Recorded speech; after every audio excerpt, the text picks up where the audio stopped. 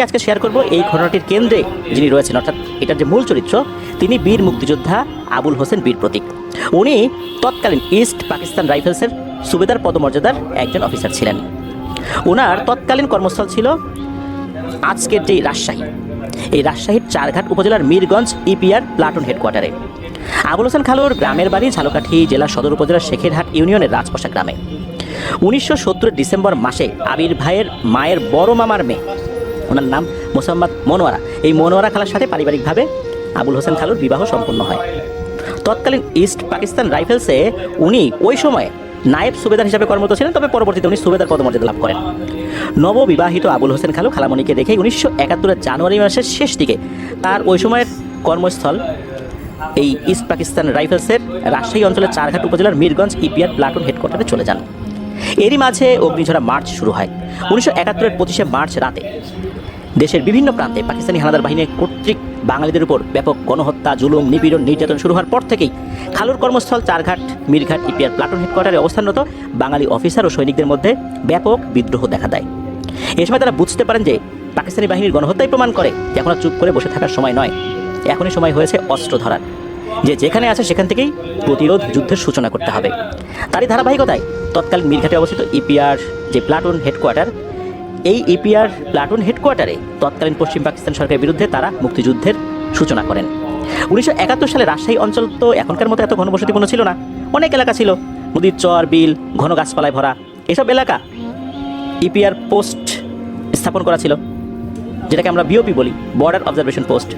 চারঘাট মীরগঞ্জ এলাকায় মুক্তিযুদ্ধের সময় তখনকার ইপিআর সদস্যরা অস্ত্র নিয়ে প্রতিরোধ যুদ্ধ শুরু করেছেন এবং সীমান্তে থাকা যে পোস্টগুলো ছিল সেগুলোতে অবস্থান নিয়েছেন। তৎকালীন রাজশাহীর পদ্মা নদীর চর, এটা কিন্তু শুধু যে চরাঞ্চল ছিল তা না, আশেপাশে ঘন গাছপালাও ছিল, অনেকটা জঙ্গলাকীর্ণ ছিল। বাঘা উপজেলা, এখানে পদ্মার চর আর বন জঙ্গল ছিল, এখানে মুক্তিযোদ্ধারা গেরিলা ঘাঁটি করেছিলেন। এরপর দুর্গাপুর উপজেলা, এখানে পাহাড়ি টিলা ও বন জঙ্গল ছিল। গোদাগাড়ি, এটা সীমান্ত বনাঞ্চল। গোদাগাড়ি উপজেলা ভারত সীমান্তের কাছে হয়, এখানে সীমান্ত পোস্ট ছিল। নদীর চর, বিল ও বন থাকায় গোপন ক্যাম্প করা খুবই সহজ ছিল মুক্তিযোদ্ধাদের জন্য। তো এই চিন্তাভাবনা থেকে কিন্তু আবুল হোসেন খালু সহ আরও যারা ছিলেন পদ্মার চর সংলগ্ন গহীন জঙ্গল বেষ্টিত একটি পরিত্যক্ত এলাকা নির্বাচন করেন গোপন ক্যাম্প করার জন্য, যেখানে শত বছরের পুরনো পরিত্যক্ত কিছু বাড়ির ভগ্নাংশ পাওয়া যায়, যা ছিল অনেক জঙ্গল আর বিভিন্ন ধরনের গাছগাছরা, দেখা যাচ্ছে ঝোপঝাড়, এগুলো বেষ্টিত। পরিবেশটা এমন ছিল যে বহু বছর ধরে এখানে কারো পায়ের চিহ্নই পড়েনি। ঠিক ওই জঙ্গলের ভেতরে তারা গোপন ক্যাম্পের কাজ শুরু করেন, পাশাপাশি বেশ কয়েকটি বাংকার খোঁড়ার কাজ শুরু করেন। এরকম চলতে থাকে দিনের পর দিন। তবে দিনের পর দিন বলতে অনেক দিন না, কয়েকদিন মাত্র। তখন এক একটা মিনিটের দামও অনেক ছিল, কখন কি হয়ে যায় বলা তো যায় না। তো খালু তো তখন নায়েব সুবেদার, তখন তার নেতৃত্বে একটি গ্রুপ বাংকার খনন শুরু করেন। তবে মাটির বেশ গভীরে প্রবেশ করার পর একটি পিতল দিয়ে তৈরি কলস আকৃতির একটা জিনিস ওনারা উদ্ধার করেন। তখন সময় শেষ বিকাল, ওই কলস আকৃতির বস্তুটি খালুর কাছে নিয়ে আসেন। আসলে বিষয়টা কি, উনি যেহেতু ওইখানকার কমান্ডার ছিলেন, তো তার তো একটা অধিকার রয়েছে, পদাধিকার বলে যে কোনো কিছু পাওয়ার পর আগে তার কাছে বিষয়টা নিয়ে আসতে হবে। উনি কি সিদ্ধান্ত দেন? খালু জিনিসটা হাতে নিয়ে নাড়াচাড়া করে বুঝতে পারেন এটা হয়তো পিতলের তৈরি একটা কলস, কাদামাটি লেগে আছে, অনেকদিন মাটির নিচে ছিল, এটা বোঝা যাচ্ছে। উনি আরও দেখতে পান একটি কঠিন ঢাকনা দিয়ে, এই ঢাকনাটাও পিতলের, এই জিনিসটা দিয়ে কলসের মুখটি আটকানো হয়েছে। হয়তোবা খুব শক্তভাবে এমন কোনো কিছু দিয়ে আটকানো হয়েছে যেটা খোলাটা অত্যন্ত কঠিন ব্যাপার ছিল। সময় গড়িয়ে চারদিকে প্রায় অন্ধকারাচ্ছন্ন হয়ে যায়। যখন খালুর সহকর্মীরা ওরা ঢাকনাটা খুলতেই পারছিলেন না, তখন খালু একটা ধমক দিয়ে বলেন, ধুর কী করো তোমরা, দাও আমাদের দাও। খালু নিজেই দু একবার চেষ্টা করার পর উনি ঢাকনাটা খুলে ফেলতে সক্ষম হন। তখন ঘটে একটা অদ্ভুত ব্যাপার। ওই কলসের ভেতর থেকে একটা ছোট সাপ আস্তে করে মাথা বের করে। সবাই তো চমকে ওঠেন, আরে এত পুরনো একটা কলসের মধ্যে সাপ কোথা থেকে এলো? এখানে তো কোনোরকম জীবিত প্রাণী থাকারই কথা না। এই কলসের আশেপাশে তো কোনো ছিদ্রও ছিল না যে সাপ ঢুকে পড়বে। তাহলে এই সাপটা কিভাবে বের হলো? এরপর সাপটা কলস থেকে বের হয়, ধীরে ধীরে ঝোপঝাড়ের ভিতরে যেতে যখন শুরু করেছে তখন ঘটে আর একটা ঘটনা। খালুর এক সহকর্মী, তিনি একটা লোহার রড জাতীয় কিছু একটা, এই জিনিসটা নিয়ে ওই সাপটির গায়ে আঘাত করতে গিয়েছেন। যেই না আঘাত করতে গিয়েছেন, সাথে সাথে খালু লাফিয়ে পড়ে এসে ওই লাঠিটা ধরে ফেলেন। আসলে সাপ মারার জন্য মানুষ তো সর্বশক্তি দিয়েই আঘাত করে। উনি যখনই লাঠিটা ধরে ফেলেছেন বা ওই রডের মতো জিনিসটা ধরে ফেলেছেন, এই জিনিসটার আঘাত ওনার হাতে লাগে, হাতের একটা প্রান্তে কেটেও যায়। সাপের গায়ে তখন কোনো আঘাত লাগেনি। উনি ওনার সহকর্মীকে ধমক দিয়ে বলেন, তুমি কি পাগল হয়ে গেছো? তোমার কি মাথায় এতটুকু বুদ্ধি নাই? বোঝা উচিত ছিল যে এতটা বছর এই জিনিসটা মাটির নিচে পড়ে আছে, মাটির কতটা গভীরে পড়ে আছে। এটার যেই টেম্পার এইটা পর্যন্ত নষ্ট হয়ে গেছে। একটা পিতলের কলস দেখেই বোঝা যাচ্ছে বহু বছর নিচে পড়েছিল। আচ্ছা, এর ভিতরে কি কোনো জীবিত প্রাণী বসবাস করতে পারে? এর ভিতরে তো অক্সিজেন ছিল না, সাপ কীভাবে বাঁচবে? এটা কি সাধারণ কোনো সাপ? সবাই মিলে মরবো নাকি আমরা এখন? ভুলেও এই কাজ করো না। তখন ওই সহকর্মী বুঝতে পারেন যে উনি একটা ভুল করতে যাচ্ছিলেন। ততক্ষণে অবশ্য ওই সাপটি ঝোপের মধ্যে গিয়ে মিলিয়ে যায়।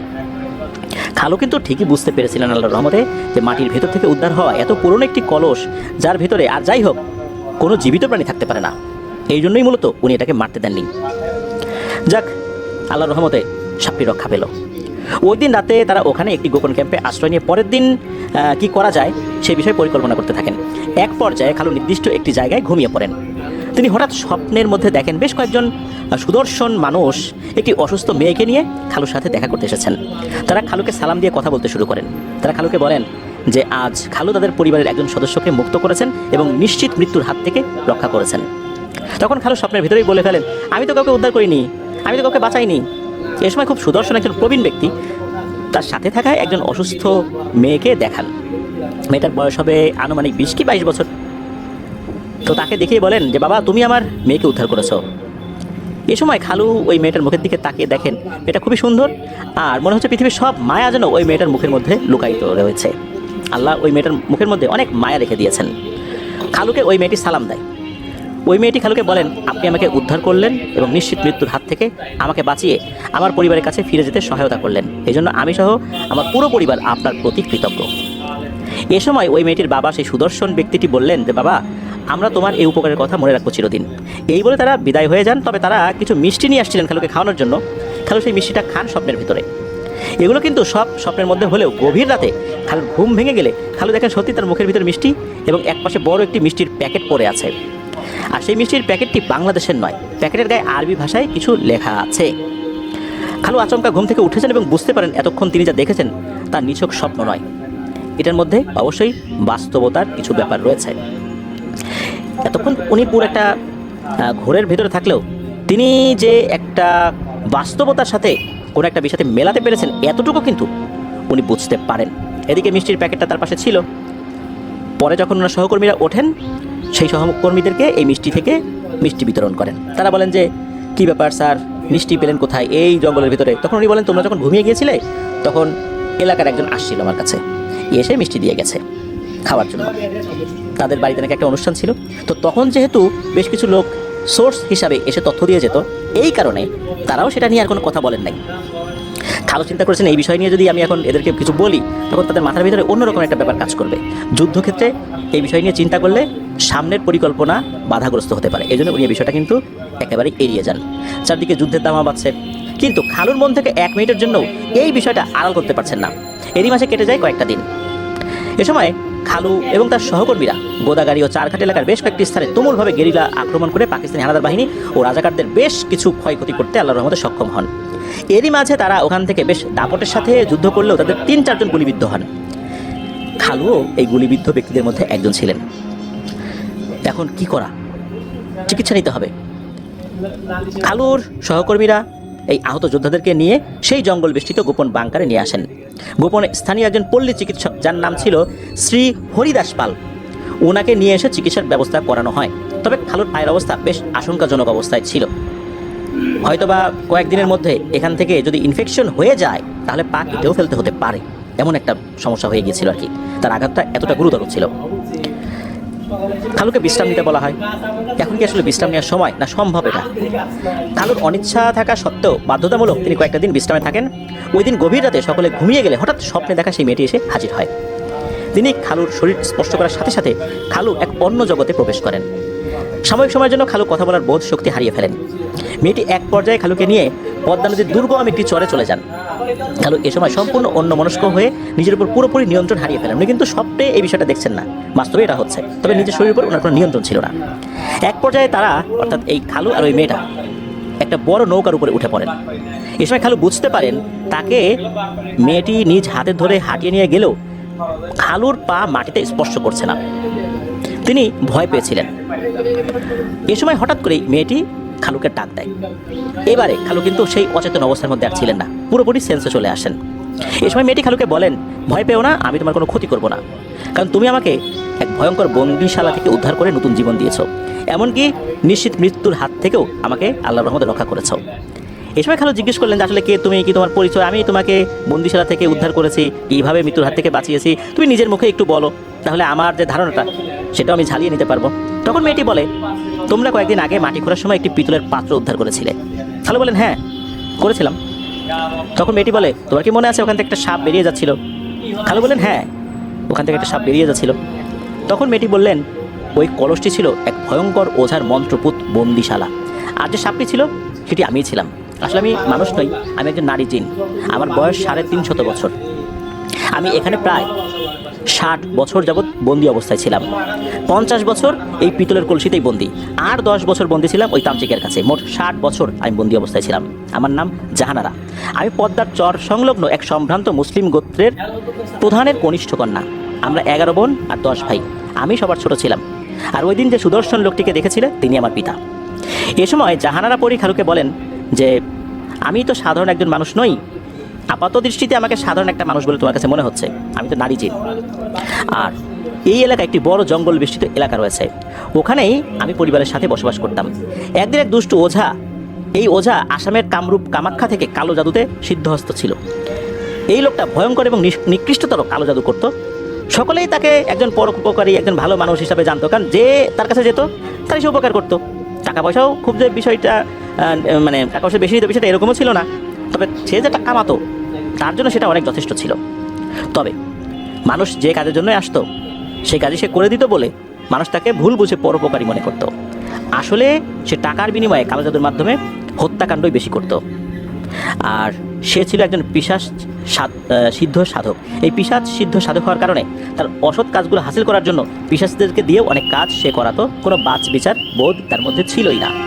আর একটা প্রধান লালসা তার ছিল কুমারী যুবতী মেয়েদেরকে কালো জাদুর মাধ্যমে তাদের বশীভূত করে তাদের সম্ভ্রম ছিনিয়ে নেয়া। এ সময় ওই জাহানারা পরী আরও জানান, জন্মগতভাবে আমরা এক সম্ভ্রান্ত মুসলিম পরিবারে জন্মগ্রহণ করি এবং আমাদের পরিবারে অনেক ধার্মিক জিন রয়েছে। আর জন্মগত কারণে আমাদের পরিবারের জিনেরা অলৌকিক কিছু শক্তি নিয়েই আল্লাহর রহমতে জন্মগ্রহণ করে। জিনেদের জগতে অনেক রহস্যময় জিনিস রয়েছে যা আসলে সহজে বোঝা যায় না। আমরাও যে সব কিছু জানি বিষয়টা এরকম না, কিছু কিছু জানি। যেমনটা তোমাদের সমাজে অনেক কিছু দেখো, অনেক কিছু হচ্ছে, সব কিছু কি তোমরা জানো? কিন্তু হচ্ছে তো ওভাবেই। ওই বিষয়ে হয়তো বা বিশেষজ্ঞ যারা আছেন তারা জানেন। তো আমাদের জিনদের জগতে অনেক রহস্যময় জিনিস রয়েছে, আমরাও সব কিছু জানি না, সে বিষয়ে বলতেও পারি না। আমার ক্ষেত্রে পরিবারের তরফ থেকে কিছু বিধিনিষেধ আরোপ করা ছিল, বিশেষ করে চলাচলের ক্ষেত্রে। কারণ অনেক মহাশক্তিশালী পিশাচ জিনদের সাথে আমাদের বংশগত বিরোধ ছিল। কারণ জিনেরা যেখানে আসলে থাকে সেখানে তো অনেক দুষ্ট জিনেরাও থাকে, বিভিন্ন কারণে তাদের সাথে বিভিন্ন সমস্যা হয়েই যায়। আর পিশাচ জিনেরা ব্ল্যাক ম্যাজিশিয়ান এবং তান্ত্রিকদের প্রলোভনে পড়ে নিরীহ মানুষদের উপর কিন্তু অত্যাচার করে। আর এই পিশাচ জিনেরা ব্ল্যাক ম্যাজিকে তান্ত্রিকদের সহযোগিতাও করে।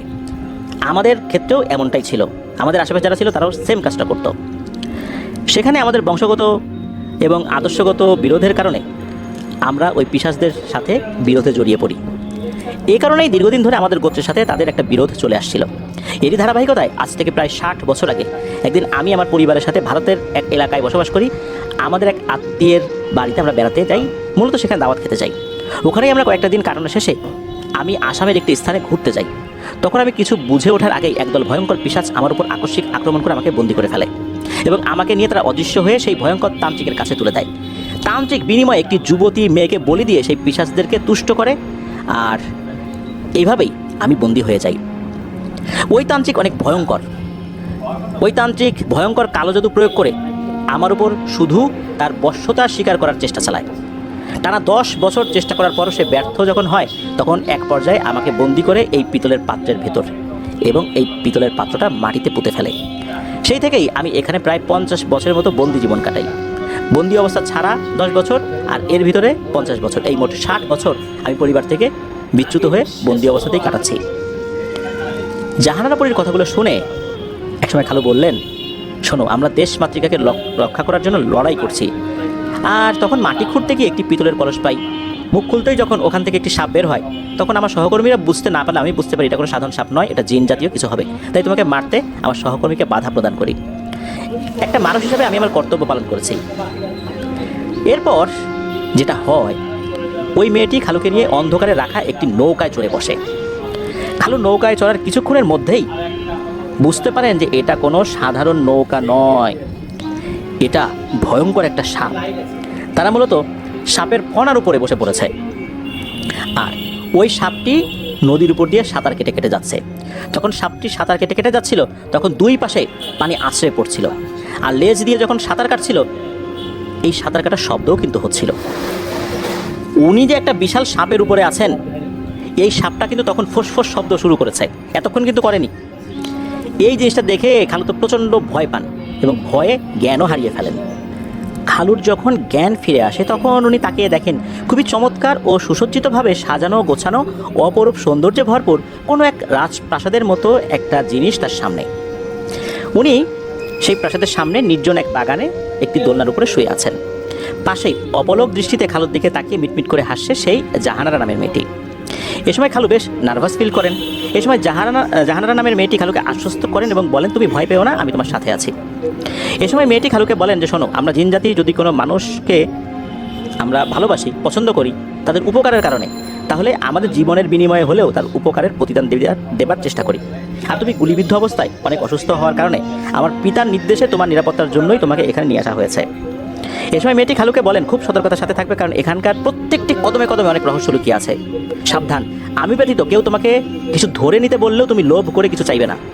কেউ কোনো কিছু খেতে দিলে আমার ইশারা না দেওয়া পর্যন্ত তুমি সেটা খাবে না, সেটা যেই হোক, আমার বাবা হোক, আমার মা হোক, যেই হোক। শুধু আমি যদি বলি সেটাই তুমি নেবে, সেটাই তুমি খাবে।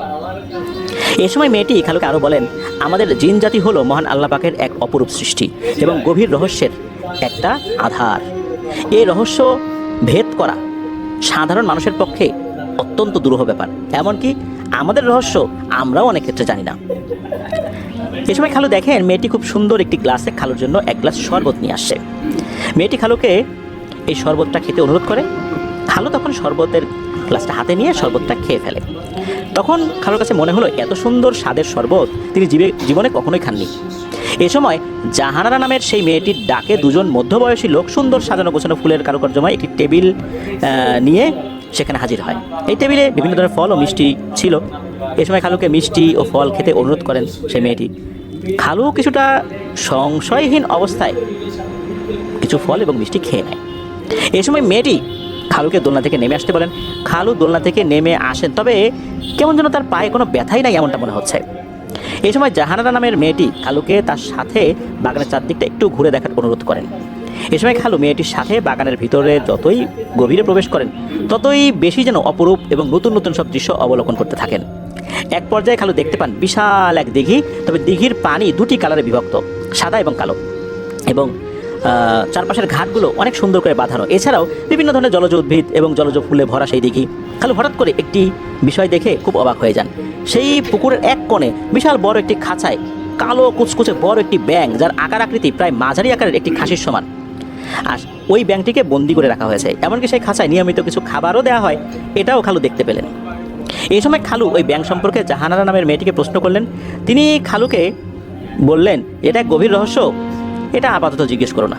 তারপরও খালুর কৌতূহলের কারণে মেয়েটি এই বিষয়টা সম্পর্কে খুলে বলে।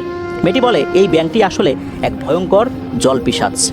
এই পিশাচটি গজার মাছের স্রোত ধরে পদ্মা নদীতে যুগের পর যুগ ধরে বিচরণ করত, এবং রাতের আধারে যে সকল গরিব জেলে পরিবার মাছ ধরে জীবিকা নির্বাহ করত, তাদের অনেককেই এখানে ও নিজের শিকার বানিয়ে ফেলত।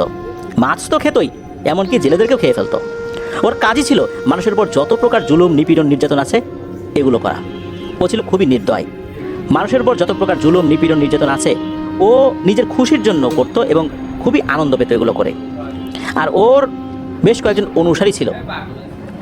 আবার ওর একজন মানুষ অনুসারী ছিল যে কিনা ওকে পূজা করত। সে ছিল এক মুসলিমের বেশধারী ভয়ঙ্কর এক তান্ত্রিক, যে কিনা বছরের কোনো একটা দিনে ওকে 12 বছর বয়সী কোনো কন্যাকে বলি দিয়ে আরাধনা করত। এতে করে ভয়ঙ্করভাবে ওর শক্তি বৃদ্ধি পেত। এমন একটা সময় ছিল ওই পিশাচ কোনো ইনসান বা জিনকেও তোয়াক্কা করতো না। বেপরোয়াভাবে ওর চলাফেরা, জুলুম নির্যাতন এগুলোতে অতিষ্ঠ হয়ে জিনেরাও ওকে এড়িয়ে চলত। এমনকি কয়েকটি নিরীহ জিন পরিবারকে হত্যা করে এবং এদেরকে নিশ্চিহ্ন করে ফেলে।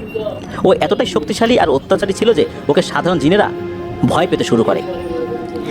একদিন এতিম ছোট দুটি ভাই আমাদের এই এলাকা থেকে নৌকাযোগে নদী পথে বাড়িতে ফিরছিল। তখন নদীতে প্রচণ্ড ঝড় ওঠে। এ সময় ওই বাচ্চা দুটি ভুলবশত আমাদের এলাকায় প্রবেশ করে ফেলে। ওরা বুঝতে পারে না এটা জিনদের এলাকা। আসলে যেটা সাধারণ মানুষ চোখে দেখে না, এটা তো আসলে ওদের দোষেরও কিছু নাই। ঠিক ওই সময়ে আমাদের এই এলাকা পার হচ্ছিল ওই ভয়ঙ্কর শক্তিশালী পিশাচ। তখন ও কুদৃষ্টি দেয় এই দুটি অসহায় এতিম বাচ্চাদের দিকে। ও এই দুটো বাচ্চার উপর আক্রমণ করে বসে। তখনই আমাদের গোত্রের কয়েকজন শক্তিশালী পাহারাদার জিন ওকে আটক করে ফেলতে সক্ষম হয়, কেননা ওই সময় আমাদেরও কয়েকজন শক্তিশালী জিন ওই দিকটাতে ছিল। এক পর্যায়ে ওকে আটক করে আমাদের এখানে নিয়ে আসলে বিচারিক কার্যক্রম শেষে সর্বসম্মতিক্রমে ওকে নিজের ইচ্ছায় ব্যাঙের আকৃতি ধারণ করতে বাধ্য করা হয় এবং আমৃত্যু পানির ভিতর কারাগারে বন্দি করে রাখার সিদ্ধান্ত নেওয়া হয়। পানির ভিতর বন্দি রাখার কারণ ও পানির জিন, আর বন্দি হলেও ওর জন্য 3 বেলা খাবারের ব্যবস্থা করা হয়, কারণ ওর জীবন আছে, ওরও রিজিক পাওয়ার অধিকার আছে। সেই থেকেই ও আজীবন এখানে বন্দি। এ সময় জাহানারা নামের মেয়েটি খালুকে বলেন, এটা সাধারণ কোনো পুকুর নয়, এটা খুবই রহস্যময় একটি পুকুর। আর এখানে এত রহস্য আছে যে এটা সম্পর্কে আমি নিজেও অবগত নই এবং আমাদের গোত্রের অনেক প্রবীণ জিনেরাও এর সব রহস্য জানে না। এটা আল্লাহর এক রহস্যময় সৃষ্টি। জাহানারা নামের মেয়েটির সাথে খালুর ঘোরাফেরা যখন শেষ হলো, এরপর খালু আস্তে আস্তে উনি জাহানারার সাথে কোনো একটা জায়গার দিকে যেতে থাকলেন। যখন ঘোরাফেরা করছিলেন অনেক কিছু দেখেছিলেন, সেখানে অপরূপ সৌন্দর্যময় কিছু বাগান, গাছপালা, এগুলো আসলে উনি এই জগতে দেখেনি নাই। কোনটা কী গাছ এটাও বুঝতে পারছেন না যে এটা আসলে কী গাছ, কারণ এমন গাছ উনি কখনো দেখেননি। তো যাই হোক, ঘোরাফেরা শেষে এক পর্যায়ে খালুকে সাথে নিয়ে মেয়েটি যায় বিশাল এক কারুকার্যময় প্রাসাদের ভেতরে। প্রাসাদের ভিতরে প্রবেশ করে খালু সেখানে দেখতে পায় জাহানারা পরিবারের, অর্থাৎ জাহানারা পরীর যে পরিবার রয়েছে এই পরিবারের সবাইকে। উনি দেখতে পেলেন সবাই অপলক দৃষ্টিতে খালুর দিকে তাকিয়ে আছে। বাড়ির ভেতরে খালু দেখতে পান অনেক সুন্দর সুন্দর বেশ কয়েকজন নারী ও পুরুষ, এরা খালুকে দেখার জন্য অপেক্ষা করছে। এ সময় খালু সবাইকে সালাম দেয়, তারাও সালামের উত্তর দেয়। এক পর্যায়ে জাহানারা মেয়েটি খালুকে ধরে নিয়ে খুবই পরিপাটি সাজানো গোছানো একটি রুমে নিয়ে যায় এবং বিশ্রাম নিতে বলে। খালু এর কিছু সময় পরে দেখতে পান জাহানারা পরীর বাবা তার সাথে একজন বৃদ্ধ ব্যক্তিকে নিয়ে ঘরে প্রবেশ করেন। সাথে কিছু অচেনা ফল, মিষ্টি, এই খাবারগুলো খেতে অনুরোধ করেন তারা। তবে খালু খেয়াল করলেন দূরে দাঁড়িয়ে থাকা জাহানারা পরী সে ইশারায় নিষেধ করলেন যে এটা না খেতে। খালু খুবই সতর্কতার সাথে বিষয়টি এড়িয়ে যান। উনি বলেন যে পরে খাবো, আমি এটা আপাতত রেখে যান এটা। এ সময় জাহানারার বাবার সাথে থাকা বৃদ্ধ ব্যক্তিটি খালুকে উর্দু ভাষায় কিছু প্রশ্ন করেন। খালু মোটামুটি উর্দু ভাষা বুঝতেন, বলতেও পারতেন, সেভাবেই উনি উত্তর দিলেন। সেই বৃদ্ধ ব্যক্তিটি তার সাথে থাকা একটি ব্যাগ থেকে কিছু ট্যাবলেট জাতীয় জিনিস বের করে খালুকে খেতে দেন। জাহানারা পরী দূর থেকে ইশারা দেয়, হ্যাঁ এটা খাওয়া যাবে। এরপর খালু সেই বড়িটা বা ট্যাবলেটটা খান। পরবর্তী সময়ে জাহানারা পরী খালুকে বলেছিলেন যে তার বাবার দেয়া ফল যদি খালু একবার খেতেন তাহলে আর কোনোদিনই পৃথিবীতে ফেরত যেতে পারতেন না। ওই ফলটি ছিল একটি রহস্য, তাহলে আজীবন এখানেই তাকে কাটাতে হতো তার পরিবার পরিজন ছাড়াই। জাহানারা পরী বলেন, ওই যে ট্যাবলেট বা বড়ি, এটি একটি মহাশক্তিশালী এবং অসাধারণ কার্যকর একটি ভেষজ ঔষধ। ওটা খালুকে দেওয়া হয়েছে যাতে করে ওনার পায়ের ক্ষতটা সেরে যায়। আর এই যেই লোকটি, ইনি এই গোত্রের শুধু নন, জিন জগতে উল্লেখযোগ্য যে সমস্ত হেকিম রয়েছেন তার মধ্যে উনি একজন। যদি 100 জনকে চিন্তা করা হয় 100 জনের মধ্যে উনিও আছেন। উনি অনেক বয়োবৃদ্ধ একটি জিন, আর উনি এই গোত্রে থাকার কারণে এই গোত্র অনেক সম্মানিত। জিনদের বিভিন্ন গোত্র থেকেও ডাক পড়ে এই জিনকে চিকিৎসা করতে যাওয়ার জন্য। বলা হয় উনি এক অপ্রতিদ্বন্দ্বী চিকিৎসক। জাহানারা পরী আরও বলেন যে তোমাদের জগতে যেরকম অনেক নাম করা চিকিৎসক রয়েছেন, কোনো একটা বিষয়ে তারা খুবই দক্ষ, তাদের ধারে কাছে কেউ নাই, উনিও ঠিক তেমনই একজন চিকিৎসক। এক পর্যায়ে জাহানারা পরীর বাবা খালুকে বিশ্রাম নিতে বলেন। সেই বৃদ্ধ ব্যক্তিকে সাথে নিয়ে উনি বের হয়ে যান। এরপরে জাহানারা পরীর পরিবারের বিভিন্ন সদস্যরা খালুকে দেখতে রুমে প্রবেশ করেন। তার খোঁজখবর নিয়ে ধীরে ধীরে আবার তারা বেরো হয়ে যান। এই সময় খালু ঘুমিয়ে পড়েছিলেন, বিশেষ করে এই দেখা সাক্ষাৎ শেষে আর কি। ওনার ভাষ্য মতে উনি কতক্ষণ ঘুমিয়েছেন তা উনি বলতে পারবেন না, তবে যখন তার ঘুম ভাঙে তখনই দেখেন তার মাথার পাশে মায়াবী চোখে তাকিয়ে আছে আর দাঁড়িয়েও আছে এই জাহানারা পরী। ওই সময় খালু ওনার পায়ের ব্যথা তেমন অনুভবই করছিলেন না, মনে হচ্ছে একদমই কমে গেছে বা নাই বললেই চলে। এই সময় জাহানারা পরী খালুকে বলেন, তুমি আসলে অনেক অসুস্থ ছিলে, তাই তোমাকে আমার মা বাবার এবং আশেপাশে যারা আছেন আমাদের আত্মীয় স্বজন তাদের পরামর্শেই সেবা শুশ্রূষার জন্য এখানে নিয়ে আসা হয়েছে। তুমি ভয় পেও না, তুমি সুস্থ হলে ইনশাল্লাহ তোমাকে ফিরিয়ে দিয়ে আসবো। জাহানারা পরীদের বাড়িতে বেশ কয়েকদিন থাকার পরে এবং জাহানারা পরীর সেবা যত্নে জাহানারা পরীর প্রতি খালু আকৃষ্ট হয়ে পড়েন এবং গভীর এক মায়ে জড়িয়ে যান। জাহানারা পরীদের বাড়িতে থাকাকালীন খালু এমন এক আকর্ষণ এবং মায়া অনুভব করেন যা আসলে তাকে একটা ভিন্ন জগতে নিয়ে গিয়েছিল। বাস্তবে কি হচ্ছে, উনি যুদ্ধে এসেছেন, ওনার পরিবার আছে, ওনার স্ত্রী আছে, মা বাবা আছে, এইসব কোনো কিছু ওনার নাকি মনে পড়ছিল না। সব কিছুই শুধু জাহানারা পরীকে ঘিরেই ওনার আবর্তিত হচ্ছিল। এক পর্যায়ে জাহানারা পরীও খালুর প্রতি খুবই আকৃষ্ট হয়ে পড়েন। তারা গভীর এক মায়ের বাঁধনে জড়িয়ে যান, এই দুইজন, খালু এবং জাহানারা পরী। এর কয়েকদিন পর জাহানারা পরী খালুকে জানান যে এখন তুমি পরিপূর্ণ সুস্থ, আলহামদুলিল্লাহ, চাইলে এখন তুমি নিজ দেশে ফেরত যেতে পারো। ধীরে ধীরে খালুর তখন সব কথা মনে পড়ে যায়। এরপর উনি বুঝতে পারেন যে হায় হায়, আমি তো রণাঙ্গন ফেলে চলে এসেছি। তিনি প্রবলভাবে তার উপর অর্পিত মহান স্বাধীনতা সংগ্রামের দায়িত্ববোধ, পরিবার পরিজন সহ সহকর্মীদের কথা চিন্তা করে ব্যাকুল হয়ে ওঠেন। তিনি ব্যাকুল হয়ে আসেন কখন উনি ফেরত যাবেন। ওনার ব্যাকুলতা বেড়ে যায় মারাত্মকভাবে। এক পর্যায়ে জাহানারা পরী খালুকে নিয়ে হাঁটতে হাঁটতে সেই বাগান বাড়ি থেকে বের হয়ে আসেন, ধীরে ধীরে নদীর ধারে চলে আসেন। এরপর জাহানারা পরী খালুকে চোখ বন্ধ করতে বলেন। খালু চোখ বন্ধ করলে জাহানারা পরী খালুর হাতটি শক্ত করে ধরে একটি নৌকায় ওঠেন।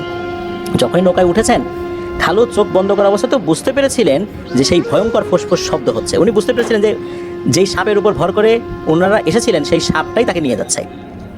কিছুক্ষণ পরেই জাহানারা পরী খালুকে নামিয়ে দিয়ে বলেন যে এবার চোখ খুলতে পারেন। চোখ খোলার পর অবশ্য উনি দেখেন জাহানারা পরী দাঁড়িয়ে আছে, পাশে একটা নৌকা, সাধারণ নৌকা। এটা আর সেই সাপ না, যদিও বা উনি বুঝতে পেরেছিলেন যে এটাও তার চোখের ভুল হচ্ছে, অর্থাৎ তার দেখার ভুল হচ্ছে। এই জিনিসটাই এখন নৌকায় আসলে রূপান্তরিত হয়েছে। ওনারা যখন গিয়েছিলেন তখনও কিন্তু একটা নৌকায় উঠেছেন, পরবর্তীতে সেটা সাপের মতো হয়ে গিয়েছিল। আর এটাতে এসেছেন, এটাও তো খালু বুঝতে পেরেছিলেন। তো যাই হোক, ওখান থেকে জাহানারা পরীকে বিদায় দিয়ে উনি যখন সামনের দিকে হাঁটা শুরু করেছেন, এখন তো উনি কোনো কিছুর সাথে নিজেকে মিলাতে পারেন না। উনি চিন্তা করেন কোথায় আসলাম, কোন জায়গায়। তবে বুঝতে পারলেন যে জাহানারা পরী তাকে সেম জায়গাটাতেই নামিয়ে দিয়ে গেছেন। রাতের বেলা তো নামিয়ে দিয়ে গেছেন, দিনের বেলায় না। রাতের বেলা কোথায় খুঁজবেন, কী করবেন, এরপর উনি খোঁজাখুঁজি করেন। একটা পর্যায়ে রাতের বেলাতেই উনি ওই জায়গাটা খুঁজে বের করতে সক্ষম হন যেখানে ওনার সহযোদ্ধারা ছিল। তবে ওখানে গিয়ে উনি কাউকে আর খুঁজে পান না। তিনি ধীরে স্থিরভাবে গোপনে সবাইকে খুঁজতে থাকেন। এক পর্যায়ে ওখান থেকে একটু দূরে স্থানীয় একজন মুক্তিবাহিনীর সদস্য, যাকে খালু ট্রেনিং দিয়েছিলেন, তো ওনাকে খুঁজে পান। তো উনি জানান যে এই যে জায়গাটা, এই জায়গাতে আক্রমণ করা হয়েছিল, মূলত রাজাকার বাহিনী এখানে আক্রমণ করেছিল। এখানে যখন আক্রমণ করা হয়, পাকিস্তানি বাহিনী এই জায়গার তথ্য পেয়ে যায়। এরপর এখান থেকে লোকজন সরে পড়ে, অর্থাৎ এই যে খালুর সহযোদ্ধারা যারা ছিলেন তারা এখান থেকে সরে পড়ে। বেশ কয়েকজন শাহাদত বরণ করেছেন। আর অন্য যে সহকর্মীরা ছিলেন তারাও খালুকে খুঁজছেন, তবে তারা ধারণা করছেন যে খালু হয়তো বা মারা গিয়েছেন। এই জন্য তারা খালুর কথা চিন্তা করে খুবই বিমর্ষ ছিলেন। তো ওই মুক্তিযোদ্ধা এই বিষয়টা খালুকে বললেন। খালু কৌশলগত কারণে আসলে কোন ঘটনা ঘটেছিল, কোন প্রেক্ষাপটে উনি কোথায় চলে গিয়েছিলেন, এই বিষয়ে আসলে কোনো কথা বলেননি। এটা বলাটা ঠিকও হতো না। এদিকে সমস্যা যেটা হয় যে খালুর সাথে যারা ছিলেন তারা কিন্তু ইপিআর সদস্য ছিলেন, বেশ প্রশিক্ষিত যোদ্ধা। ওনাদেরকে হারিয়ে উনি কোথায় যাবেন, কি করবেন বুঝতে পারছিলেন না। উনি তাদেরকে খুঁজতে থাকলেন। এক পর্যায়ে তিনি চারঘাট এলাকার শেষ সীমানায় তার সহযোদ্ধাদের সন্ধান পেয়েও যান। আল্লাহর অশেষ রহমত, তাদেরকে পেয়ে গেছেন। খালু শারীরিক এবং মানসিকভাবে শক্তি ফেরত পান। সহকর্মীরা তাকে খুঁজে পেয়ে আবেগে আপ্লুত হয়ে পড়েন। তারা আবারও পুনঃশক্তি দিয়ে পাকিস্তানি হানাদার বাহিনীর উপর ঝাঁপিয়ে পড়েন। বিভিন্ন স্থানে পাকিস্তানি হানাদার বাহিনীর সদস্যদের সাথে তাদের সম্মুখ যুদ্ধ হয় এবং প্রতিবারই মহান আল্লাহর অশেষ রহমতে সামান্য কিছু ক্ষয়ক্ষতি ছাড়া মুক্তিবাহিনীর সদস্যদের তেমন কোনো ক্ষয়ক্ষতি হয়নি। এরই মাঝে রাজশাহীর চারঘাট উপজেলার ইউসুফপুর এলাকায় পাকিস্তানি হানাদার বাহিনীর সাথে সম্মুখ যুদ্ধে 3 জন শাহাদত বরণ করেন। খালু ও তার সহকর্মীরা সরাসরি পাকিস্তানি বাহিনীর সামনে পড়ে গেলে পাকিস্তানি বাহিনী সরাসরি ব্রাশ ফায়ার শুরু করে। মুক্তিবাহিনীর যারা সদস্যরা ছিলেন তারাও পাল্টা আক্রমণ করেন। দুর্ভাগ্যক্রমে রাজশাহীর চারঘাট উপজেলার ইউসুফপুর এলাকার 3 জন বীর মুক্তিযোদ্ধা শহীদ আব্দুল আজিজ, শহীদ আব্দুল বারী, শহীদ আব্দুল মান্নান, এই 3 জন শাহাদত বরণ করেন। বাকি সদস্যরা ওনারা আসলে কোনোভাবে সেখান থেকে সরে যেতে সক্ষম হন। ওই এলাকা অতিক্রম করে ওনারা চলে আসতে সক্ষম হন। তবে দুর্ভাগ্যবশত খালু একা হয়ে পড়েন। মূল সমস্যাটা হলো তখনকার সময়ে এরকমের রাস্তাঘাট তো ছিল না, আবার বন জঙ্গল বিস্তৃত বিশাল এলাকা ছিল আশেপাশে। একবার জঙ্গলের ভিতরে ঢুকে গেলে পথ চেনাটা মুশকিল হয়ে যেত। এদিকে এই এলাকায় তার কোনো কিছুই সেভাবে চেনা ছিল না। এভাবে একা একা খালু হাঁটতে হাঁটতে বিশাল এক বন্য এলাকার অভ্যন্তরে ঢুকে পড়েন। কারণ যুদ্ধে এমনভাবে ওনারা দিক বিদিক ছুটে চলে গিয়েছিলেন যে একে অন্যের সাথে যোগাযোগ করতে পারছিলেন না। ওই সময় কিন্তু ওনাদের সাথে ওয়্যারলেস সিস্টেমটা ছিল না, যার কারণে ওনারা কারোর সাথে যোগাযোগ করতে সক্ষম হননি। এদিকে খালুর শরীরে কিন্তু ইউনিফর্ম পরা, হাতে আবার এলএমজি। এই অবস্থায় যদি শত্রুপক্ষের কেউ দেখে বা তাদের কোনো দোসর দেখে তাহলে তো ভয়ঙ্কর বিপদ।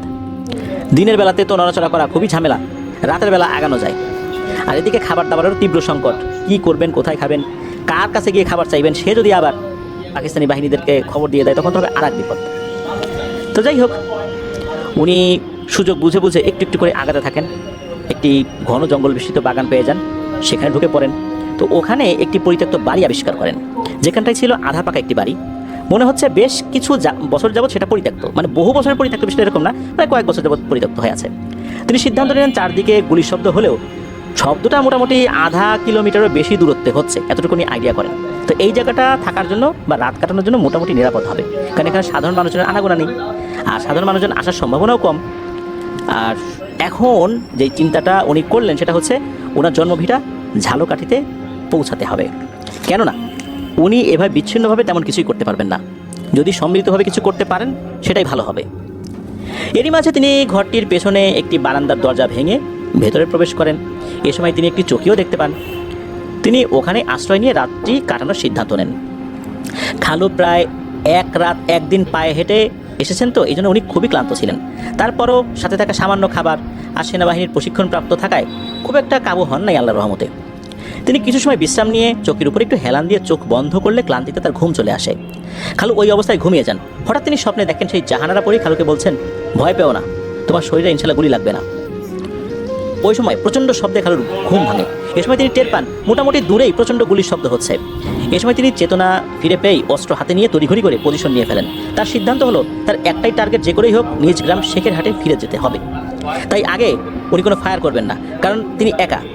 তবে যদি ইমার্জেন্সি রাইফেল চালানোর দরকার হয় বা এই এলএমজি যেটা তার কাছে আছে সেটা চালানোর দরকার হয়, তখনই শুধু লড়াই শুরু করবেন। আর যখন দেখবেন যে অপোজিশন পার্টি অনেক কাছাকাছি চলে এসেছে তখন উনি ফায়ার করবেন, এছাড়া করবেন না। কারণ ফায়ার করলেই তো ওই পক্ষ বুঝে যাবে যে এখানে কেউ আছে। অনেক সময় এরকম ফাঁকা ফায়ার করা হয় বিভিন্ন জায়গায়, ওইখানে কেউ আছে কি এটা বোঝার জন্য। এটা একটা কৌশল, যুদ্ধের কৌশল আর কি। আর ওরা যদি এগিয়ে আসে এই পাশ থেকে কোনো ফাঁকা ফায়ার না করা হয়, চিন্তা করবে এখানে কেউ নাই, জঙ্গলের ভিতরে ঢুকবো না, এটা হতে পারে। এই জন্য উনি কিন্তু ওনার জায়গা থেকে যতটুকু সতর্কতা অবলম্বন করা যায় সেটাই করেছিলেন। ওই সময় রাত কয়টা বাজে খালু ধারণা করতে পারেন না। খালু ঠিক করেন এই বাড়িতে আরও কয়েক ঘন্টা কাটাবেন, কারণ তিনি বেশ ক্লান্ত ছিলেন এবং নিজ গ্রামে ফিরে আসতে বেশ সময়েরও দরকার। আর ওই দিকটার আসলে তিনি তেমন কিছু চেনেন না। এরই মাঝে গোলাগুলির শব্দ কমে গেলে খালু প্রচণ্ড ক্ষুধায় একদম কাতর হয়ে পড়েন। আবার ধীরে ধীরে তিনি ওই চকিতে একটু শুয়ে এক পর্যায়ে অবশ্য ঘুমিয়েও পড়েন। তিনি ঘুমাবার সাথে সাথে আবার সেই অপরূপ সুন্দর পরী জাহানারা সে ঘুমের মধ্যে চলে আসে। তিনি তাকে একটি বিশেষ সতর্ক বার্তা দেন। বার্তাটা এমন ছিল যে তুমি এই এলাকা অতিক্রম করো, নতুবা তোমার জন্য সামনে ভয়ঙ্কর বিপদ অপেক্ষা করছে। এদিকে আনুমানিক গভীর রাত, প্রচণ্ড ক্ষুধা। খালু ঘুম থেকে উঠে পড়েন, বসেছেন। এবার ঘুম থেকে উঠে এক পর্যায়ে অন্ধকারে তিনি হাতাতে হাতাতে একটি জানালা খুঁজে পান এবং জানালা খুলে দিতে সক্ষম হন। তিনি জানালা খুলতেই জ্যোৎস্নার কিছু আলো ঘরে ঢোকে, মোটামুটি কিছুটা অন্ধকার দূরীভূত হয় আর কি।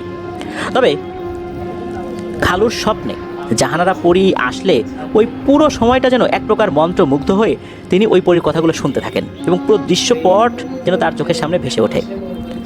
খালু এক ভয়ঙ্কর মায়ায় পড়ে যান। এরই মাঝে খালুর কেটে যায় আরও কয়েক ঘন্টা। এক পর্যায়ে তিনি জঙ্গল বেষ্টিত এলাকা থেকে রওনা হন নিজ এলাকার উদ্দেশ্যে। তবে তিনি সরাসরি পোশাক পরিধান করা থাকায় আর হাতে অস্ত্র থাকায় তার তো একটা ভয় ছিল পাকিস্তানি বাহিনী দেখে ফেলা মাত্র তাকে গুলি করবে। আর উনি আছেন একা, আবার নিজ জেলায় ফিরতে হবে, বাড়তি সতর্কতা অবলম্বন করতে হবে। এরই মাঝে খালু ওই এলাকা অতিক্রম হওয়ার সময় প্রচণ্ড গুলির শব্দ শুনতে পান। তার কানের পাশ দিয়েই একটা গুলি চলে গেল। তিনিও তাৎক্ষণিক পজিশন নিয়ে ফেলেন। তার কথা হলো এই জঙ্গল এরিয়ায় কোনো প্রকার হানাদারদের প্রবেশ করতে দেয়া যাবে না, কারণ তাহলে এদের মুখোমুখি ওনাকে হতে হবে। আর জীবন হারাবার সম্ভাবনাও খুবই বেশি, কারণ উনি একা ওই সময়। আর উনি যদি এখানে মারা যান, এখানেই ওনার লাশ পচে নষ্ট হয়ে যাবে। দেশমাতৃকার কোনো কাজই উনি করতে পারবেন না। উনি যদি নিজ এলাকায় ফিরে যেতে পারেন তাহলে অনেকটা কাজ উনি করতে পারবেন। আর সহযোদ্ধাদেরকে এখানে তো উনি হারিয়ে ফেলেছেন। এরকম একটা সিচুয়েশনে উনি কীভাবে যোগাযোগ করবেন তাদের সাথে, সম্ভব হচ্ছিল না। এ সময় তিনি প্রায় আধা কিলোমিটার পথ অতিক্রম হওয়ার সময় হঠাৎ একটি উন্নত মানের বাড়ি দেখতে পান এবং প্রচণ্ড গোলাগুলির শব্দ পেয়ে এই খালু ফায়ারের প্রস্তুতি নিয়ে সামনের দিকে অগ্রসর হলে তিনি কয়েকজন পাকিস্তানি হানাদার বাহিনীর সদস্যদেরকে একটি জায়গা, একটা খালের মতো জায়গা পার হতে দেখেন, যার সামনে ছিল দুইজন আলবদর সদস্য। আলবদর সদস্যদের কিন্তু ইউনিফর্ম ছিল, রাজাকার বাহিনীরও ইউনিফর্ম ছিল। তো এই সময় খালু এত কাছ থেকে হানাদারদের অপ্রস্তুত অবস্থায় দেখে তিনি আর লোভ সামলাতে না পেরে ওই পাকিস্তানি সেনাদের উপর ফায়ার করে বসেন। ওই সময় বেশ কয়েকজন সেনা হতাহতও হয়। তবে খালুজান বুঝতে পারেন যে উনি চরম ভুল করেছেন, কারণ ওই যে বাড়িটা উনি দেখেছেন, একটা সুন্দর উন্নত মানের বাড়ি, ওই বাড়ির ভেতরে আরও হানাদার বাহিনীর সদস্যরা রয়েছে। এই সময় খালুজান একটি কলা গাছের ঝাড়ের পেছনে এলএমজি বসিয়ে এবং নিজের জীবনের শেষ সময় মনে করে পজিশন নেন, যা আর বাঁচার উপায় নাই, ভুল করে গুলি করে ফেলছি, এখন তো ভেতর থেকে আরও বের হবে পিপিলিকার মতো। পাকিস্তানি বাহিনী গুলি করতে করতে এগিয়ে আসলে খালুজান কাউন্টার অ্যাটাক পজিশন নিয়ে উনিও ওনার কাজ চালিয়ে যেতে থাকেন। ওরা 100 গুলি করলে খালুজান গুলি করে 1-2টা, কারণ ওনার গুলি খরচ বেশি করা যাবে না। ওনার টার্গেট ছিল ওরা যেন এই এলাকায় ঢুকতে না পারে। এইভাবে উভয় পক্ষের মধ্যে প্রায় আধা ঘন্টার মতো গোলাগুলি চলার পর আল্লাহর রহমতে হানাদার বাহিনীর সদস্যরা কি মনে করে পিছু হটে, তারা অন্য দিকের রাস্তা ধরে অন্যদিকে চলে যায়। এর প্রায় 30 মিনিট পর খালু নিশ্চিত হন যে হানাদার বাহিনীর সদস্যরা ঘটনাস্থল ত্যাগ করে চলে গেছে। তখন খালু ওই বাড়িতে ঢোকে, ওই বাড়ির উঠোনে প্রবেশ করে 2জন পুরুষ এবং একজন বয়স্ক নারীর লাশ পড়ে থাকতে দেখে। তিনি বুঝতে পারেন যে বেশি সময় হয়নি তাদেরকে মেরে ফেলেছে এই হানাদার বাহিনীর সদস্যরা। এই সময় খালু যখন আবার ফেরত আসবেন, তখনই ঠিক ওইখানে একটা কূপের ভেতরে ঝাপটাঝাপটির শব্দ শুনে তিনি কূপের ভিতরে তাকিয়ে দেখেন একজন 35-36 বছর বয়সী মহিলা আর 16-17 বছর বয়সী একটা মেয়ে কূপের ভিতরে পড়ে আছে আর হাবুডুবু খাচ্ছে। এই সময় তারা খালুকে মেশিনগান সহ এবং পোশাক পরিহিত অবস্থায় দেখে হানাদার বাহিনীর সদস্য ভেবে প্রচণ্ড ভয় পায়। তখন খালু তাদেরকে অভয় দিয়ে বলেন যে উনি মুক্তিবাহিনীর সদস্য, তাদের ভয় নেই। এই সময় মহিলা কাঁদো কাঁদো কণ্ঠে খালুজানের কাছে রিকোয়েস্ট করেন যে তাদেরকে যেন এই কূপ থেকে তোলা হয়। তখন মহিলা অনেক কষ্টে তার শাড়ি খুলে ছুঁড়ে দিলে খালু সেই শাড়িটা ধরেন। এরপর ওই মহিলা আর ওই মেয়েটাকে অনেক কষ্টে আল্লাহর রহমতে উপরে তোলেন। এই সময় মহিলা কান্না করতে করতে উঠোনে এসে এই 3টি লাশের মধ্যে তার স্বামী, তার ভাসুর এবং শাশুড়ির লাশ শনাক্ত করেন। তিনি জানান হানাদার বাহিনীর হাত থেকে নিজেদের সম্ভ্রম বাঁচাতে তিনিও তার মেয়ে হানাদারদের অগোচরে এই কূপে ঝাঁপ দিয়েছিলেন। এক পর্যায়ে ওই মহিলা খালুর পা জড়িয়ে ধরে কান্না করতে করতে বলেন, আপনি আমার ধর্মের ভাই, আমাদেরকে আমার বাবার বাড়িতে পৌঁছে দেন। বলে রাখা ভালো, খালু প্রায় 3 দিনের ভেতর আসলে তেমন কিছুই খাননি, অনাহারে অর্ধাহারে কাটিয়ে আসছেন। তার শরীরের শক্তি খুবই কমে গিয়েছে। তিনি আল্লাহর অশেষ রহমত এবং মনের জোরে বেঁচে আছেন। শরীরের শক্তি বলতে আসলে এখন কিছুই নাই। খালু ওই মহিলা আর তার মেয়েকে নিয়ে তাদের গ্রামের পথে রওনা দেন, অর্থাৎ ওই মহিলার বাবার বাড়ি যেখানে। কয়েকটি গ্রাম পরে নাকি তার বাবার বাড়ি। একটা গরুর গাড়িও পাওয়া যায়, সেই গরুর গাড়িতে করে রওনা দিয়েছেন। ভয় ছিল যে কি হয় না হয়। ইতিমধ্যে কয়েক ঘন্টা পরে তারা সেই ভদ্র মহিলার বাবার বাড়িতে পৌঁছে যান। বলে রাখা ভালো, ওই এলাকার তৎকালীন চেয়ারম্যান ছিল এই মহিলার বাবা। তারা এই লোকদেরকে ভিতরে নিয়ে যায়, অর্থাৎ এই যে খালু এবং ওই মহিলার যে মেয়ে, মহিলা সহ তাদেরকে ভিতরে নিয়ে যায়। ভিতরে নেবার পর ওই চেয়ারম্যান তো বুঝতে পেরেছিলেন যে খালু একজন মুক্তিযোদ্ধা, আর কোনো বাড়িতে যদি মুক্তিযোদ্ধাকে আশ্রয় দেওয়া হয়েছে, এটা যদি কোনো লোক মারফত হানাদার বাহিনী জানতে পারে তাহলে তো তুলকালাম কাণ্ড ঘটে যাবে, এই বাড়ির সবাইকে হত্যা করবে। এই জন্য খালুজানকে একটি ঘরে লুকিয়ে রাখা হয়েছিল। পরে মহিলার বাবার বাড়ির লোকজন রান্নাবান্না শুরু করেন। রাত তখন আনুমানিক 8টা বাজে। ওই সময় তারা পোলাও, মুরগির গোশত সহ আরও কিছু ভালো মন্দ রান্না করেন, মূলত খালুকে আপ্যায়ন করার জন্য। যেহেতু খালু এই মহিলা এবং তার মেয়েকে ওই কুয়ার ভিতর থেকে আল্লাহর অশেষ রহমতে বাঁচিয়ে এই জায়গাতে পৌঁছে দিয়েছেন। তাদের মনের মধ্যে শোক ছিল, কারণ মহিলার স্বামী মারা গেছে, তার ভাসুর মারা গেছে, শাশুড়ি মারা গেছে, তবুও তার মেয়েটা তো জীবিত আছে, তার বেঁচে থাকার অবলম্বন তো আছে। এদিকে হয় কি, খালু বেশ কিছুদিন ধরে ভাত খেতে পারেননি, তার শরীরটা খুবই দুর্বল ছিল। আর এই পোলাও গোস্ত এটা তো আসলে তৈলাক্ত খাবার, এটা খাবার কারণে ওনার তো মারাত্মকভাবে বমি এবং ডায়রিয়া শুরু হয়ে যায়। বলে রাখা ভালো, ওই সময় কিন্তু ডায়রিয়া হলে মানুষ খুব একটা বাঁচত না। মানুষের মধ্যে একটা ভুল ধারণা ছিল যে ডায়রিয়া হলে পানি খেতে দেওয়া যাবে না, তাহলে আরও ডায়রিয়া হবে। এদিকে শরীর পানিশূন্য হয়ে মানুষ দুর্বল হয়ে মারা যেত। আর ওই সিচুয়েশনে খালুকে যে ডাক্তার দেখানো হবে এই সুযোগও তো ছিল না। তো এরকম চলতে থাকে অনেক সময়। গভীর রাতে খালু স্বপ্নে দেখেন সেই পরী একটা গাছের কয়েকটি পাতা নিয়ে এসে হাজির হয়েছেন। তাকে বারবার অনুরোধ করছেন পাতাটি খাবার জন্য। খালু স্বপ্নের ভিতর সেই পাতাগুলো খেয়ে ফেলেন। অবাক করার বিষয় হলো সত্য, গাছের পাতাগুলো খাবার পর থেকেই আল্লাহর রহমতে ওনার শরীরে অতিরিক্ত শক্তি ফেরত আসে এবং নিজেকে পরিপূর্ণ সুস্থ অনুভব করেন আল্লাহর রহমতে। আর এমন একজন মুমূর্ষু রোগীকে এত দ্রুত সুস্থ হতে দেখে ভদ্রমহিলার পরিবার তারাও তো হতভম্ব হয়ে যান, কারণ ওই সময়ে ডায়রিয়া হলে মৃত্যু এক প্রকার নিশ্চিত। আর এমন এক মুমূর্ষু রোগী এত দ্রুত সুস্থ হতে পারে এটা তাদের কল্পনাতেও ছিল না। ওরা তো অবাক হয়েছেন, খালু তো আসল কথা বলেননি। যাই হোক, ওই ভদ্রমহিলার পরিবারের কাছ থেকে খালু পরনের পোশাক পাল্টিয়ে ওখান থেকে আরও কিছু নতুন কাপড় পরিধান করে তার সাথে থাকা এলএমজি খুলে বস্তার ভেতরে নিয়ে নিজ জেলা ঝালকাঠির উদ্দেশ্যে রওনা হয়েছেন। খালু অনেক কষ্ট করে বৃহত্তর খুলনা বাগেরহাট এলাকায় কয়েকটি ছোট ছোট মুক্তিযোদ্ধা গ্রুপের সাথে যোগাযোগ করতে সক্ষম হন। তাদের সাথে যোগাযোগ হওয়ার পর তিনি সেখানে কয়েকটি মুক্তিযোদ্ধা গ্রুপকে অস্ত্র চালানোর প্রশিক্ষণও দিয়েছিলেন এবং কয়েকটি সম্মুখ যুদ্ধে সরাসরি নেতৃত্ব প্রদান করেছিলেন। বলে রাখা ভালো, খালুদের সবচেয়ে বড় সমস্যা ছিল জঙ্গল বেষ্টিত এলাকা পায়ে হেঁটে পাড়ি দেওয়ার সময় যতটা সম্ভব নিজেকে আড়াল করে রাখা, আর কিছু সময় নৌকা পেলে নৌকায় পথ অতিক্রম করা। এই যে নৌকা পাওয়া, তারপর জঙ্গলে নিজেদেরকে আড়াল করে রাখা, এটা কিন্তু ওই সময়ের বাস্তবতা এত সহজ ছিল না। কারণ দিনের বেলা চলতে না পারলে রাতের আধারে চলাটা অনেক কঠিন ছিল। দিনের বেলা চললেই মানুষ সন্দেহ করতো, বিভিন্ন জায়গায় রাজাকার, আলবদর, আশামস বাহিনী ছিল, আর পাকিস্তানি বাহিনীদেরকে খবর দিয়ে দিত। বিভিন্ন জায়গায় পাকিস্তানি বাহিনীর ক্যাম্প ছিল, বিশাল বিপদ হয়ে যেত। যদি খালি তারা একবার বুঝতে পারতো একটা মুক্তি বাহিনীর সদস্য এখানে ঢুকেছে, পুরো গ্রাম তারা জ্বালিয়ে দিত, একদম তছনছ করে দিত, গণহত্যা চালাতো। এরই মাঝে খালু আর ওনার কিছু সহযোদ্ধারা, নতুন সহযোদ্ধা আর কি, নতুন করে সহযোদ্ধারা যোগ হয়েছেন। আগে যারা ছিলেন তাদের সাথে ওই সময় তখনও যোগাযোগ করতে পারেননি। তো কারোর সাথে নতুন যারা সহযোদ্ধারা যুক্ত হয়েছেন তারা কয়েকজন মিলে সিদ্ধান্ত নেন যে তারা বলেশ্বর নদী হয়ে কাউখালীতে তৎকালীন পাকিস্তানি হানাদার বাহিনীর একটা বড় ক্যাম্প ছিল, সেখানে যৌথ আক্রমণ করবেন। যৌথ বলতে এ কারণে বলা হচ্ছে যে কাউখালী ক্যাম্প ছিল অনেক বড় আর নদীর পাশেই, তাই পাকিস্তানি হানাদার বাহিনীর যেই শিপগুলো সেখানে সহজে আসতে পারতো, তাদের রসদ জোগাতো, অস্ত্র জোগাতো, এই জন্যই ক্যাম্পটা বড় হয়েছিল। ওখানে হানাদার বাহিনীর সংখ্যাও বেশি ছিল।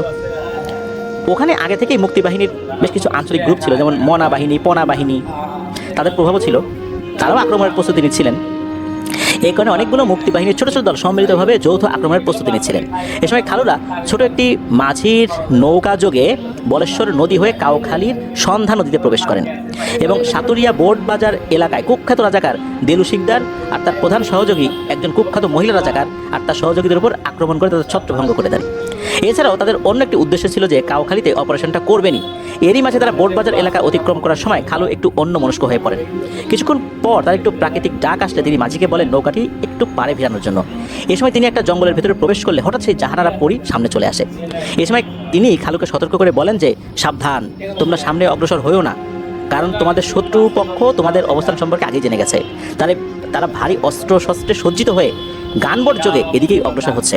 তোমরা সামনে পড়লে তোমাদের মৃত্যু ঝুঁকি রয়েছে, দ্রুত এখান থেকে সরে যাও। তো ওনারা কি করবেন? খালু এই কথা শোনার পর সেখান থেকে চলে আসেন। তবে উনি বিচলিত হলেন না, খুব সতর্কতার সাথে কাউখালী অপারেশনের পরিকল্পনাটা আপাতত বাতিল করেন।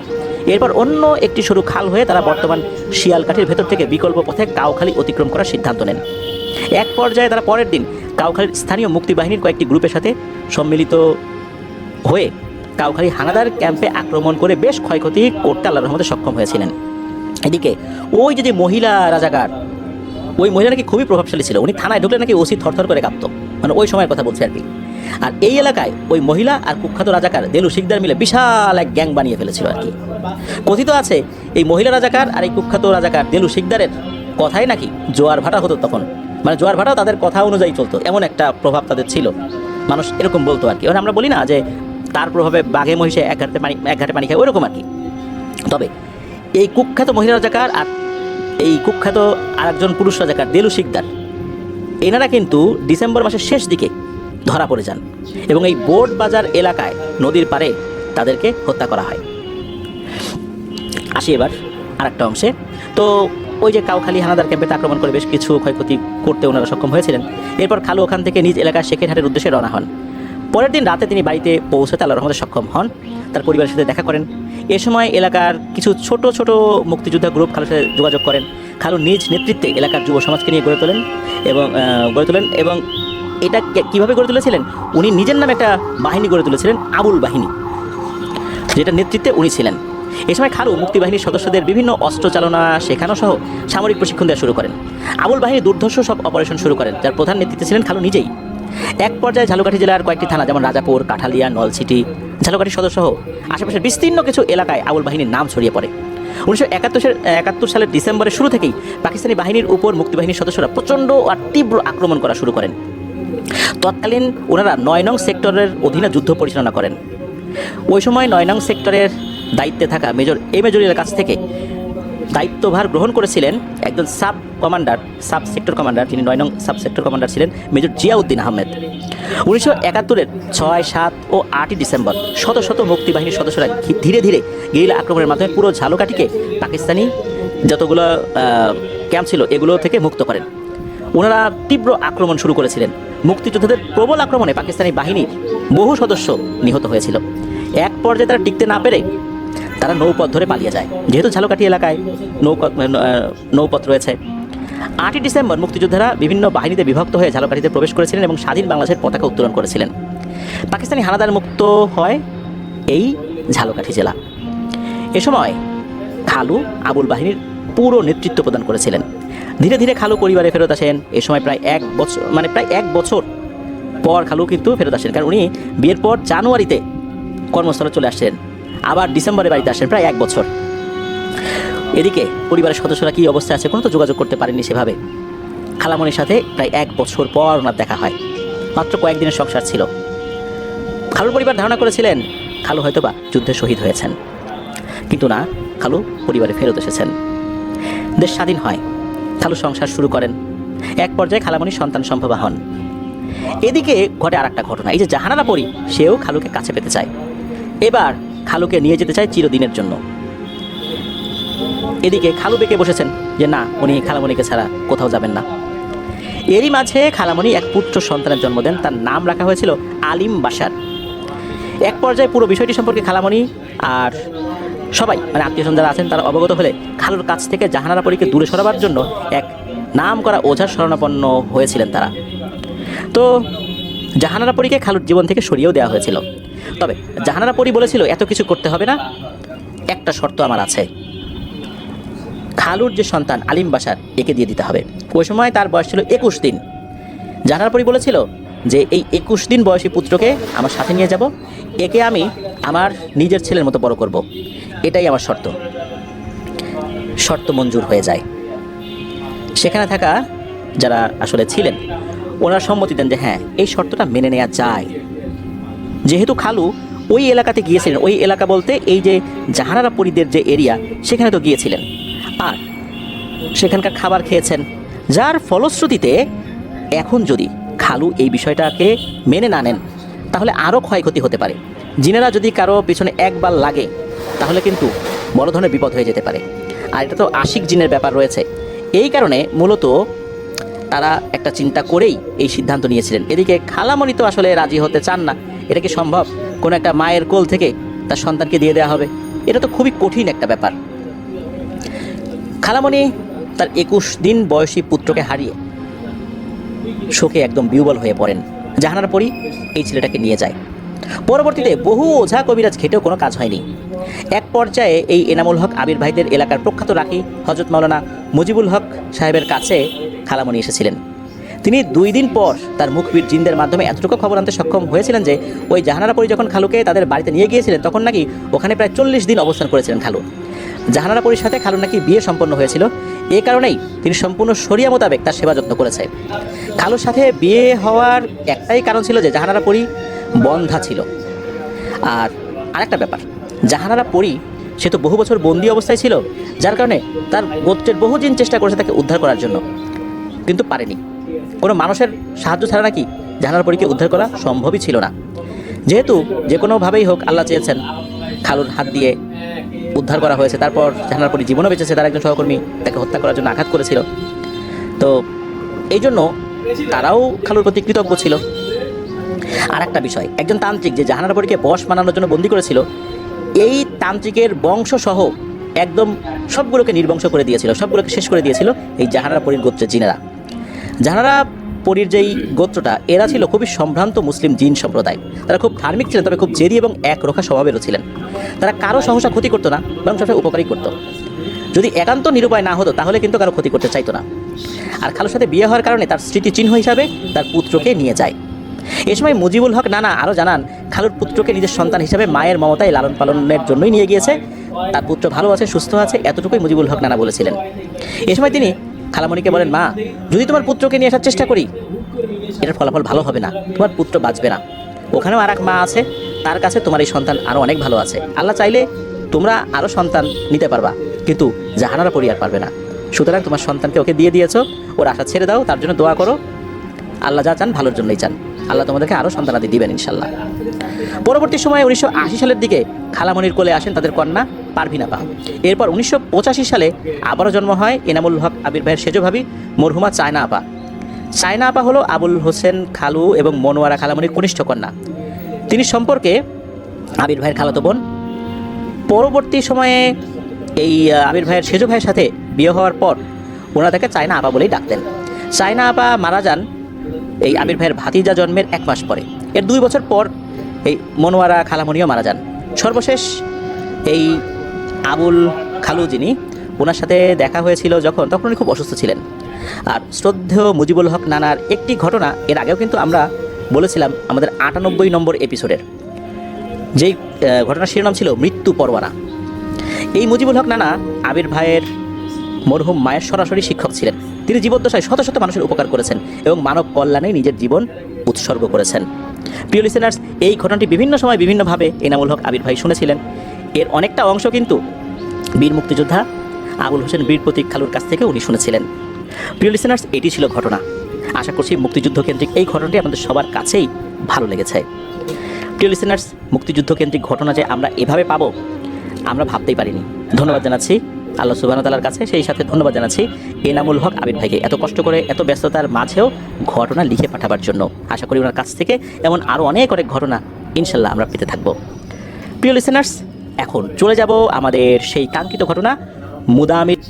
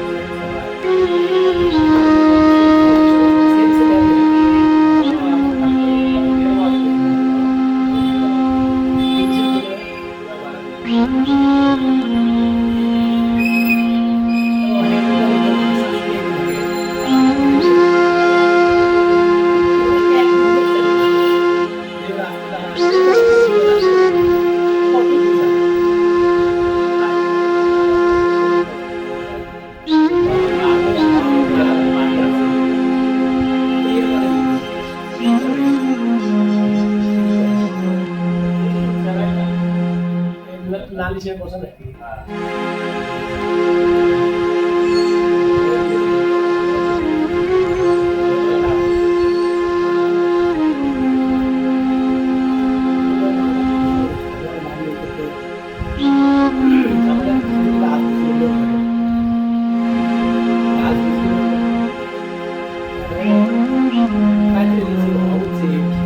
সকালে চলে গেছে গাছ আমরা চলে আসলে